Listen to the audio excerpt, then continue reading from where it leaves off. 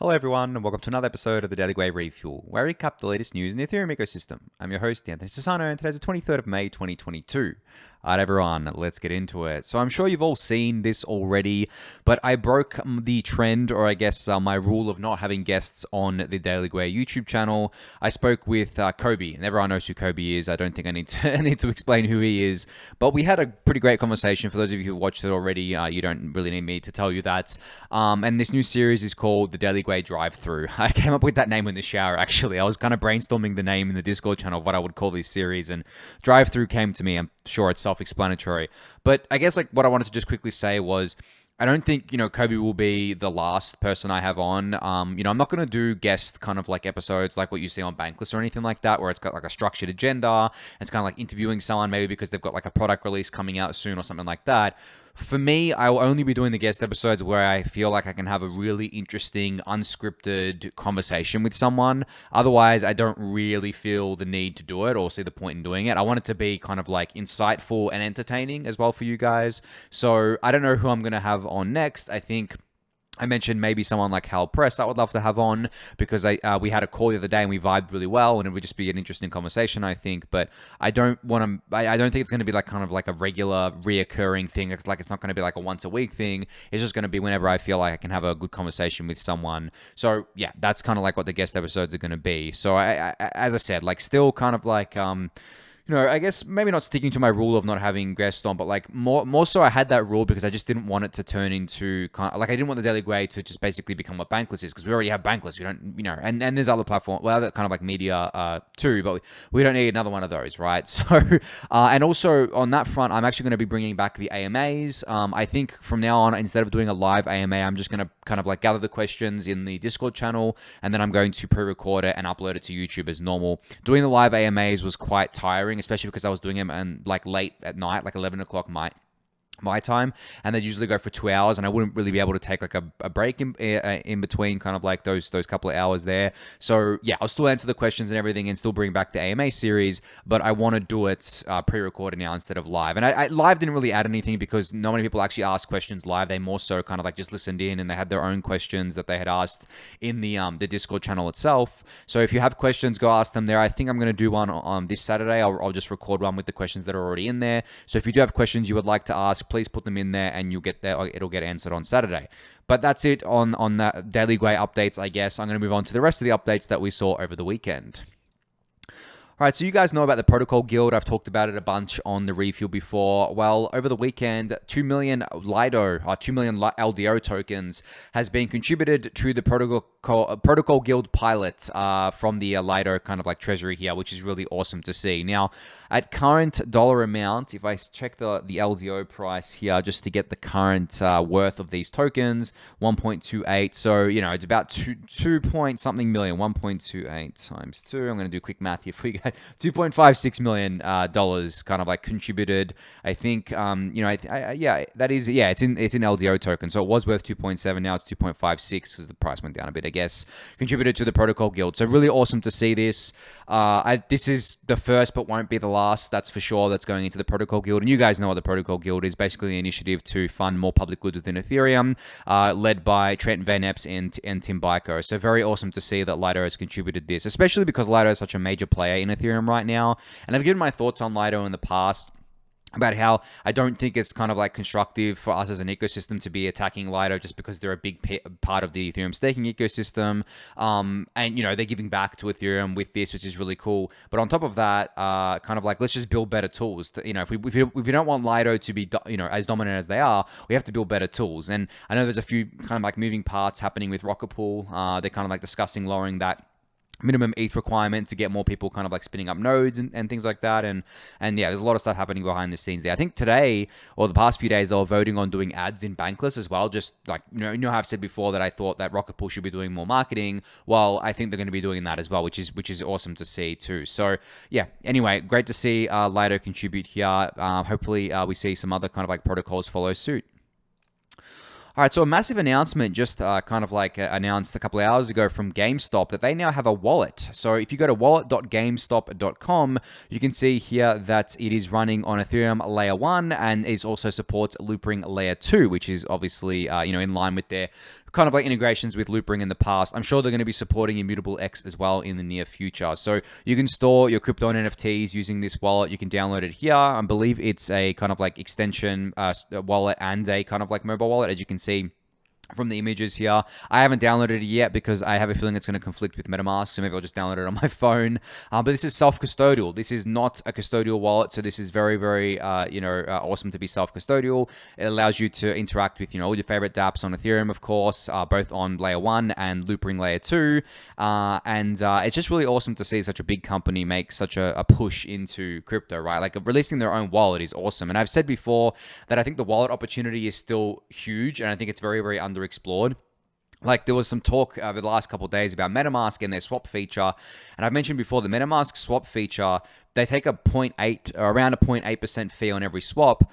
They're printing cash from this, guys, like absolutely printing cash and making a shit ton of revenue off really just matching. They're not even kind of like doing the matching, right? They're kind of like, they've got a service that looks at the other decentralized exchanges and decentralized exchange aggregators, returns the best price for the user, and then slaps a 0.8% fee on top of it. Now, I've discussed before how I think that fee kind of like is not really... It's not really that meaningful, right? Because if you're buying any crypto token, like it's gonna swing either way more than 0.8% every single day. So it's kind of like meaningless for the end user. Like I mean, and people are obviously farming the possible MetaMask token as well. But I think that the other wallets are seeing this and are like, okay, wow, we need to own the front door. And that's why Coinbase has a wallet and stuff like that as well, because you want to own the front door. You want to own where people kind of like, store their crypto, even if it's a self-custodial way, because then you can make fees on things like swaps and like, DeFi interactions. And then you can kind of like have your brand as well attached to it and kind of like do on sales from there. So it makes total sense to me that GameStop will do this. I think this is just the start of kind of like these big companies releasing these sorts of things. I think GameStop's obviously going to put more focus on the NFT integrations than the DeFi integrations just because of what they are.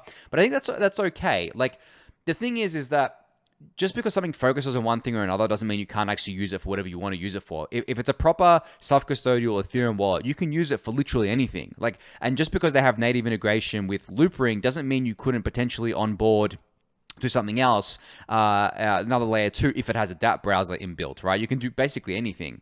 So I think, from that perspective, like a wallet, I mean, there's not going to be that many like super successful wallets in the world, but there's going to be a handful of them that really, really, do everything, and people will kind of like just pick and choose what they like based on, I guess, brand and kind of like network effect and kind of like, maybe they just started with it and they're kind of like locked in. Sort of like how there's a lot of lock-in in kind of like different platforms, right? Like when you use something, you're used to using it, switching costs maybe low, but it's kind of like, for you to switch would take something kind of like to be much better on the other side, right? So I can't wait to see how the wallet ecosystem shapes up. Obviously, there's a bunch of crypto native wallets, not just MetaMask. There's Argent, Rainbow, a few others that I've mentioned in the past. The battle is on. The battle is on for the front door of crypto in the kind of like, I guess, on-chain ecosystem. Obviously, the off-chain ecosystem, the front doors, centralized exchanges, which there's already plenty of those, right? I don't think we need any more centralized exchanges at this point, except I think what's going to happen is that we probably won't get any more like crypto native centralized exchanges spinning up. It'll be more the traditional kind of like exchanges getting involved with crypto, or banks and brokerages and institutions kind of like doing crypto support rather than them setting up their own centralized exchange or something like that. But cool to see this from GameStop. Definitely go give it a download and play around with it if you'd like to. So Etherscan has released, I missed this last week actually, this happened a few days ago, has released a testnet explorer for Sepolia, which is Ethereum's new testnet. So this is one of the testnets that will actually be running through the merge transition. So we obviously have Ropsten on June 8th, and then after that, there hasn't been a decision on what testnet will run through the merge, but there'll be a second one run through, could be Sepolia or Girly, and then the third one will be the one that didn't run through on the second there. And Sepolia is just basically replacing the Rinkeby testnet, which I believe is getting deprecated for a bunch of different reasons, and there is now a block explorer from Etherscan for this, which is really, really cool. So I can't wait. Honestly, guys, like speaking of testnets, like I am just, oh man, I'm so excited for June 8th. Like I'm so excited for Ropsten to go through this merge transition, because that's when we'll know with like 99% certainty when the merge is going to happen. Like right now, I think it's like a 90% chance of August. And look, I put a really high percent chance on that, and it could still obviously push to September. But I think that if Ropsten goes really well, if there are no major client bugs or any kind of like bugs that the devs feel like they need to fix and they need to get done, and that if it happened on mainnet, it'd be a big deal, right? then I think that August becomes like a 99% chance from there. And they leave that, 1% obviously for kind of like just because anything can happen. But like, yeah, I believe that becomes that. So I'm just like waiting like a kid waiting for Christmas, right? Just waiting for this kind of like date to come around so we can see this run through. There was the fifth shadow fork last week that I spoke about. I think there's going to be a sixth one. I heard something about it, but I haven't really kept up with it.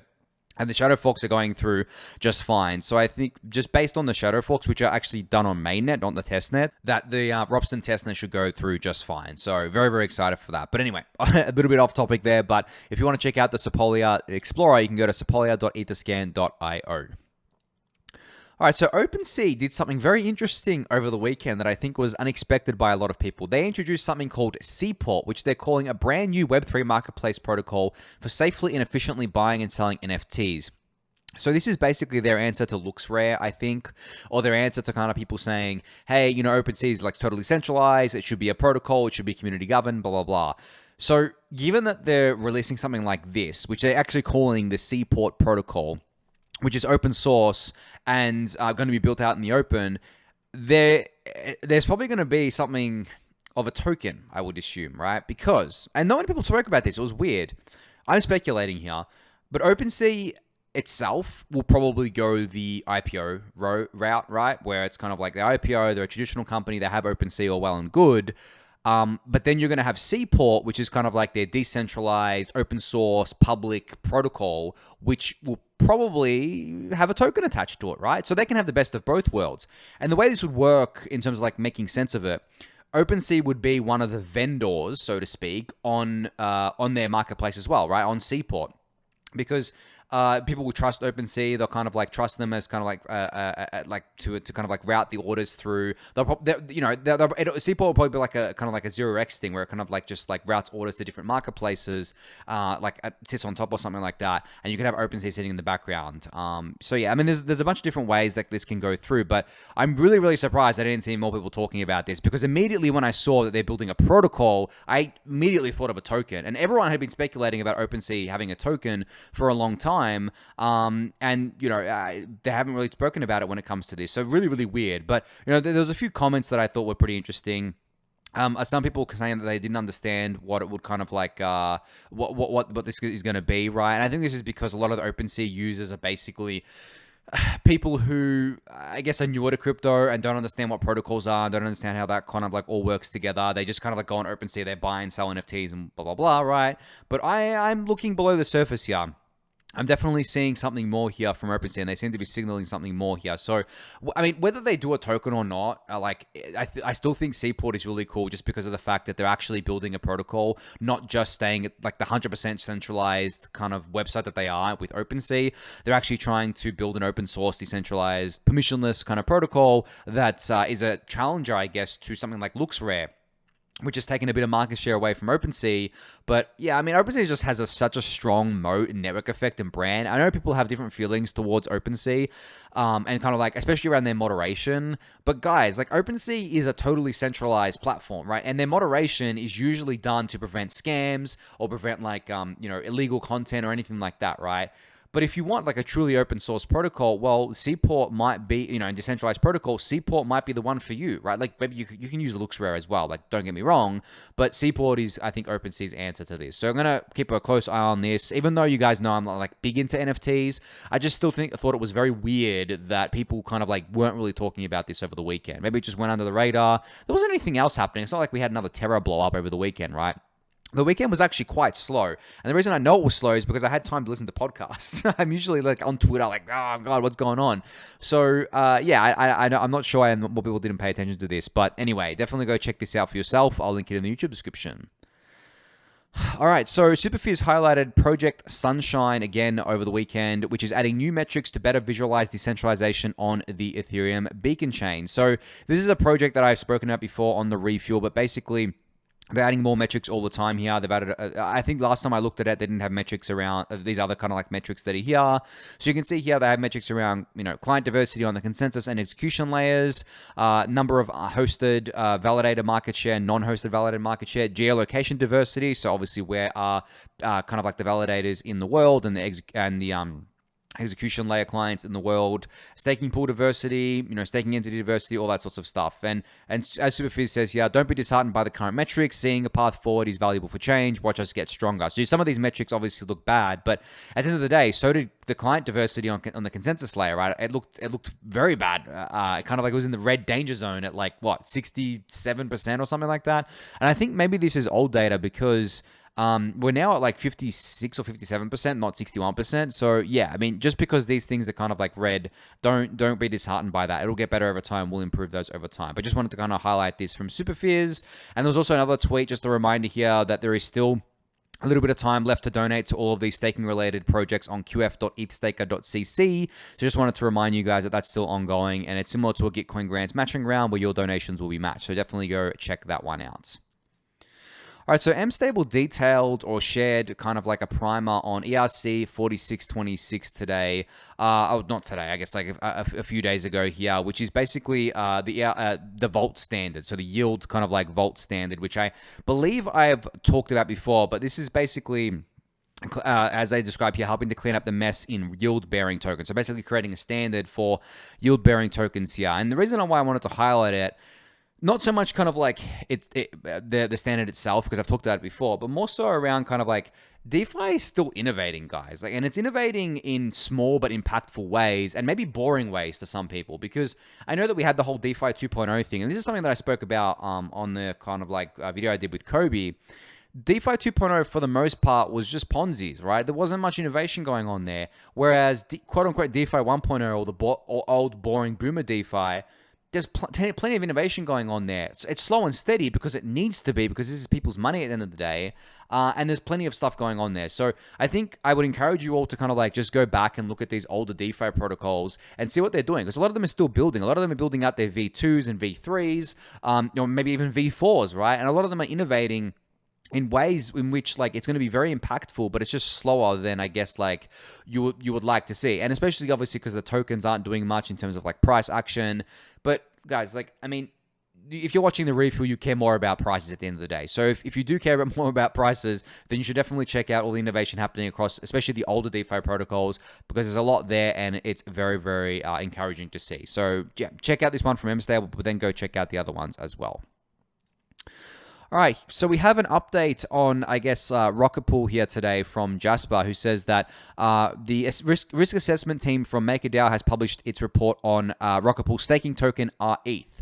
So basically, this happens when Maker is kind of wanting to onboard a new form of collateral. So they do kind of a risk report on it. So you can see here that it was posted on the Maker forum, and kind of putting forward a bunch of risk parameters that would go in if our ETH was onboarded onto the Maker platform as a form of collateral. So this is basically one of the final steps. This definitely needs to be done to kind of track things like supply, volatility, liquidity, all that sorts of stuff, and kind of how Maker would fare in kind of liquidating positions with an R8 position and stuff like that, or sorry, a position that uses R8 collateral. So this is exciting. I mean, the thing that's benefited STETH a lot, I think, on top of it, obviously not being as capital constrained as Rocket Pool is for staking, is the fact that STETH is on money markets, right? From memory, it's on Maker, it's on Aave, it's on a bunch of the other ones where you can essentially do this recursive kind of staking, right? Where you put ETH into Lido, you get STETH, you put that STETH into a money market, you borrow more ETH, and you repeat this process to kind of leverage stake, right? Which is obviously risky, but a lot of people are doing it because it boosts your yield. So, this could be potentially possible on Maker with kind of our ETH sooner rather than later. So just wanted to kind of highlight that for you guys. I think it's super exciting. I mean, I like this sort of stuff. Obviously, if you're aware of the risk, it's cool, but I think if you're not aware of the risks, don't attempt this. You're definitely at risk of being liquidated, especially. So you're not just at risk of being liquidated because the ETH price goes down. You're also at risk of being liquidated because of the peg going under. So there was a discussion last week, I think, on the refuel. I discussed it around the ST ETH peg, kind of it becoming depegged there, and if it reached a certain kind of price, I think it was 0.95 ETH, positions would start getting liquidated. So you are basically at a higher risk than a normal leverage position. So just keep that in mind, of course. But I think that, Lido responded to this actually pretty pretty aggressively. They put a bunch of LDO token incentives on a new kind of like pool to encourage more ST ETH and and ETH liquidity in order to get the ST ETH peg back. But I mean, it's not a it's not technically a peg because it's not it's not a peg. Like people call it a peg, but it's not really a peg. It's more just like you want to keep the values in line, so that you can always kind of like redeem for redeem kind of like one for one, right, or like for like assets there.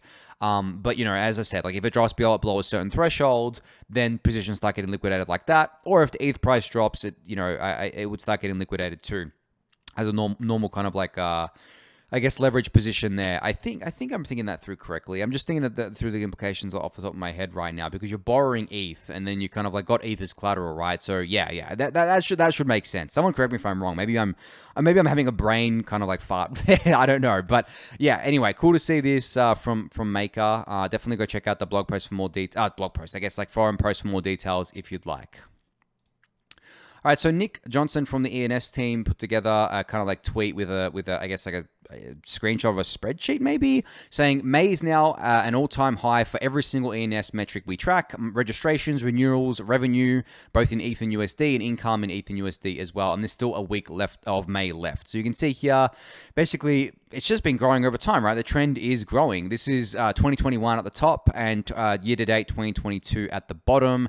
It's just been consistent growth on the revenue side, on the income side, in both ETH and USD, obviously registrations and renewals as well. This is awesome. I mean, you guys saw that Coinbase basically integrated with ENS last week, so that's going to drive more adoption here as well. And as Nick says here, there's still a week left of May, which should see even more growth. Now, will June be as big? Who knows? Hopefully it is, right? But the general growth trend for ENS has been basically up only. And you can kind of like, I guess, see where they introduced the token, right? Because like it spikes up from October to November like pretty heavily, but it's still continued that, and there's been no promise or talk or guarantee or anything of there being another airdrop. So it's not like people are trying to farm an airdrop with registering ENS names, and if they are, they're just wasting money, because like there's not going to be another airdrop to ENS names unless the DAO votes on it. But I don't think the DAO would ever vote for something like that.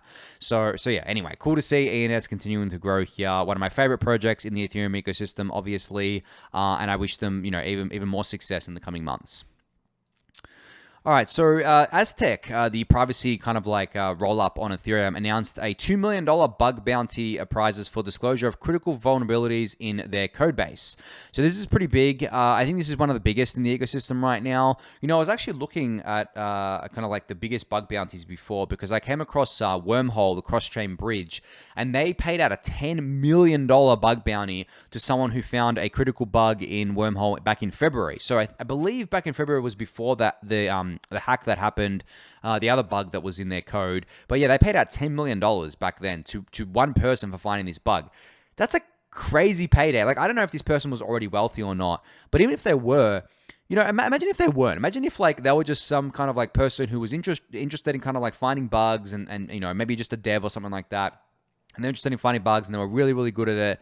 And they did it and they just got a $10 million payday. That's just wow. Like, I can't even think through the implications of that for someone. Like, even as I said, even if they're already wealthy, that would be a huge amount of money for them. And if they weren't, that'd be life-changing, literally life-changing for them. It would set them up for life just from finding that one bug. So you have so many of these opportunities to find bugs. Like, if you're into that sort of stuff, if you think you can teach yourself to get to that level, there's so much money to be made, guys. Like, here's a $2 million kind of like bug bounty prizes for critical vulnerabilities. Optimism also has $1 million bug bounty. I think Polygon does as well now. There's so many of these things. So if you find those critical bugs, instead of exploiting them yourself and not being able to cash out the money pretty much ever, like, because it's just going to get traced and tagged and whatever, just be a white hat, report the bug, collect the bug bounty money, and away you go, right? So yeah, I mean, there's just so many of these things now. I like, literally, if you found a couple of bugs, like critical bugs across these things, which to be fair aren't easy to find, especially because a lot of these things have already gone through multiple audits and things like that, but they do exist, obviously, right? We've seen plenty of exploits. They do exist. There's big money to be made. If you're into that sort of stuff, if you want to teach yourself and then go and do it, you can probably set yourself up for life, potentially, right? All right, last thing to talk about here was Optimism sharing a tweet thread over the weekend called "This Governance Will Self-Destruct." And the TLDR of the tweet thread is basically that Optimism's approach to governance is that they want it to be a continuous kind of like iterative process where they destroy the governance and then rebirth a new governance from that. So they basically take a phoenix rebirth approach to governance. And I think this is really cool because what's typically happened before is that protocols get stuck on like one governance design and then don't change. And there's no kind of like framework in place to change it. There's no leadership to change it. There's just kind of like, here's our governance. If you like it, you like it. If you don't, you don't. If it works, it works. If it doesn't, if it doesn't work, it doesn't work. Whereas Optimism's like, nah, screw that. We're going to actually do it so that we're constantly iterating, constantly self-destructing and rebirthing as a new governance with the learnings from the old governance that we had. And I think this is going to be, again, a gold. I've said this before, but like I feel like Optimism is just kind of like leading the charge here and becoming the gold standard for both governance and token models. And I can't wait to see how this plays out. Like, this is a grand experiment playing out that will influence a lot of different governance designs as time goes on. And it's not just Optimism. Element Finance has been doing a lot of great stuff around governance as well. Gitcoin is experimenting with a bunch of things. Like, there are a lot of really cool Ethereum protocols that are doing really cool governance things right now. But I think Optimism's approach here of like consistently, not just iterating on their governance, but literally destroying their governance and starting again with learnings from their previous governance kind of like framework is something that I haven't seen before and something that I'm really, really excited and bullish on. So give this thread a read. I'll link it in the YouTube description. But I think that just kind of like generally, I haven't seen this from any other protocol, let alone layer 2 teams. And I'm kind of like wondering how long it's going to be before another layer 2 team reveals their governance and token plans, because obviously we know some of them are going, like, for sure going to have a token. I mean, let's be honest, guys. Like, we know they're all going to have a token, but like, ZK Sync has announced it, whereas Arbitrum hasn't announced it, and Starkway haven't announced it, right? So I'm curious to see kind of like what they come up with, if theirs is going to be similar to what Optimism is doing, if they're going to take from Optimism's kind of like playbook and apply it to their own. There's so many different ways to do it. I think just generally, maybe some of them will avoid just outright copying Optimism, even if it is kind of like a really good design, because they want to kind of differentiate themselves. But, I kind of like think that doesn't need to happen. I feel like just differentiating for the sake of differentiation is kind of like pointless. If there is a model that works really well, then you can still do experiments with your own model, but like you should go, if it's already working really well, there's no point reinventing the wheel just for the sake of it. So I hope that these other kind of like layer 2s don't try and just like change things just to be different to their competitors, for example. I hope that they work together. I hope that they come up with better governance and token distribution kind of like frameworks together. And I hope that as a community, we can collaborate on all this sorts of stuff, because as I've said plenty of times before, we haven't figured out how to do good token distributions yet. We haven't figured out how to do good on-chain governance yet. We're probably not going to figure it out for a long time, but it's going to take even longer if we don't work together. So I feel like we should all just work together regardless of what ecosystem you're a part of. Maybe you only hold OP tokens and not Arbitrum tokens in the future. It doesn't matter, guys. Like, I feel like if we all kind of like are in the Ethereum ecosystem and these projects are all Ethereum aligned, then we should be supporting as many of them as possible. And obviously there are competitors across every kind of like category, DeFi, NFTs, whatever. But if they're adding value to the Ethereum ecosystem, then we should just support them, right? And like, that's what I try to do. Like, I don't support projects that are kind of like extractive and purely kind of like don't want to add any value to Ethereum. I actually want to take value away from Ethereum and signal that. But I support all the projects that will add value to Ethereum, especially those that donate to public goods. Like, those are like the perfect projects in my mind. Well, not perfect, but like they're like the best projects in my mind. So yeah. Anyway, go check this out. I'll link it in the YouTube description. But I think that's going to be it for today. So thank everyone for listening and watching. Be sure to subscribe to the channel if you haven't yet. Give it a thumbs up, subscribe to the newsletter, join the Discord channel, and I'll catch you all tomorrow. Thanks, everyone.